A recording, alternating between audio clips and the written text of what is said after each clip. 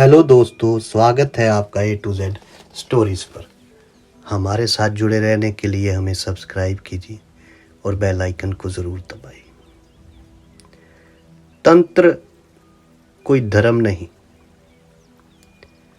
तंत्र विज्ञान है।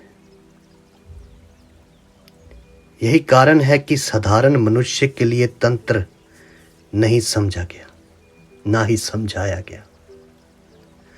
तंत्र कोई धर्म नहीं, विज्ञान है।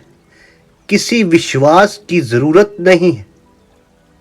कुरान, वेद या किसी और चीज में विश्वास की जरूरत नहीं। बुद्ध या महावीर में आस्था रखने की आवश्यकता नहीं। किसी में आस्था रखने की आवश्यकता नहीं अगर तंत्र को समझना है। किसी विश्वास की आवश्यकता नहीं। प्रयोग करने का महासाहस पर्याप्त है। प्रयोग करने की हिम्मत काफी है तंत्र को जानने के लिए। एक मुसलमान प्रयोग कर सकता है, वे कुरान के गहरे अर्थों को उपलब्ध हो जाएगा। एक हिंदू अभ्यास कर सकता है और वे पहली दफा जानेगा कि वेद क्या है।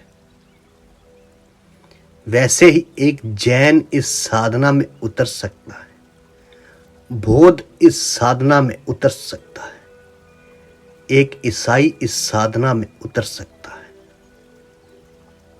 वे जहां हैं, तंत्र उन्हें आपत काम करेगा।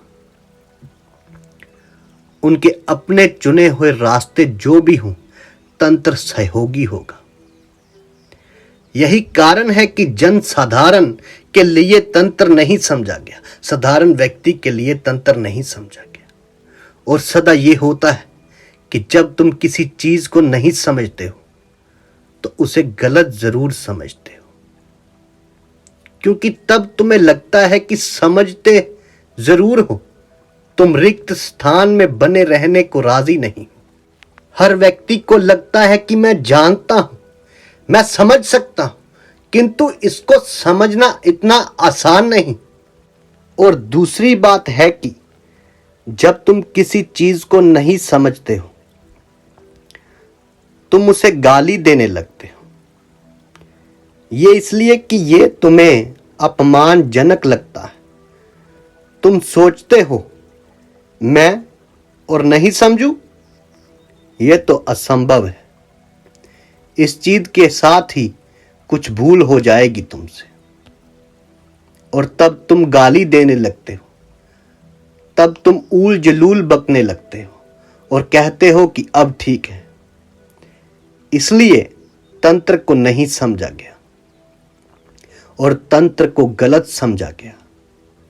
महान राजभोज ने पवित्र उज्जैन नगरी में तंत्र के विधि पीठ को खत्म ही कर दिया। 1 लाख तांत्रिक जोड़ों को काट दिया। क्यों? ये क्या है, हमारी समझ में नहीं आता। कुछ सालों पहले वही राजा विक्रमादित्य ने उन्हीं तांत्रिकों को कितना सम्मान दिया। ये इतना गहरा और ऊंचा था कि ये होना स्वाभाविक था। ये आदत है मनुष्यों की, जो इसे ना समझ पाएगा वो काटता है।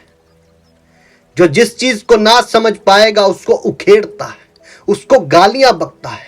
तभी तो फकीर लोगों की समझ में नहीं आते। तभी तो फकीरों को लोग बुरा भला कहने लगते। कोई पागल कहता है, कोई दीवाना कहता है।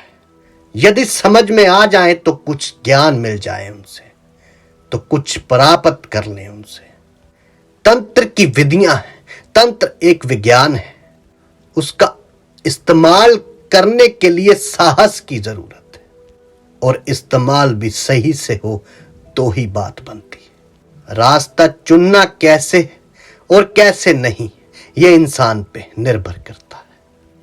कोई उसी तंत्र का इस्तेमाल अच्छे कार्यों के लिए करता करवाता है, और कोई तंत्र को अनिवार्य बताता है, पाप बताने लगता है। यही तो साधु भी करता है। चोर साधु के पास जाता है और कहता है मैं चोर हूं, मुझे ध्यान करना सिखाएं। साधु कहता है पहले चोरी छोड़ो, चोर रहते ध्यान कैसे कर सकते हो। एक शराबी आकर कहता है मैं शराब पीता हूं, मुझे ध्यान बताएं, और साधु कहता है पहली शर्त शराब छोड़ो तब ध्यान कर सकोगे। तंत्र तुम्हारी तथा कथित नैतिकता की, तुम्हारे सामाजिक रस्म रिवाज आदि की चिंता नहीं करता। इसका यह अर्थ नहीं है कि तंत्र तुम्हें अनैतिक होने को कहता है, नहीं। तंत्र जब तुम्हारी नैतिकता की ही इतनी परवाह नहीं करता तो वे तुम्हें अनैतिक होने को नहीं कह सकता। तंत्र तो वैज्ञानिक विधि बताता है और कैसे चित्त को बदला जाए, और एक बार चित्त दूसरा हुआ तो तुम्हारा चरित्र दूसरा हो जाएगा। एक बार तुम्हारे ढांचे का आधार बदला कि पूरी इमारत दूसरी हो जाएगी। साधु भी तो यही करते हैं। यदि साधु से ज्ञान की अपेक्षा हो तो साधु की सेवा में प्रतिपूर्ण रहना पड़ता है। उस फकीर के आगे समर्पण हो तो सारा का सारा अस्तित्व ही बदल देते हैं ये फकीर, और फिर होता है परमात्मा से मिलन। ये भी तो विज्ञान है, जरा गौर फरमाइए। अगर आपको हमारी ये कहानियाँ, ये हमारी बातें अच्छी लगती हैं तो हमें सब्सक्राइब कीजिए, शेयर कीजिए, लाइक कीजिए। कमेंट आपका बहुत ज़रूरी है हमारे लिए। धन्यवाद दोस्तों।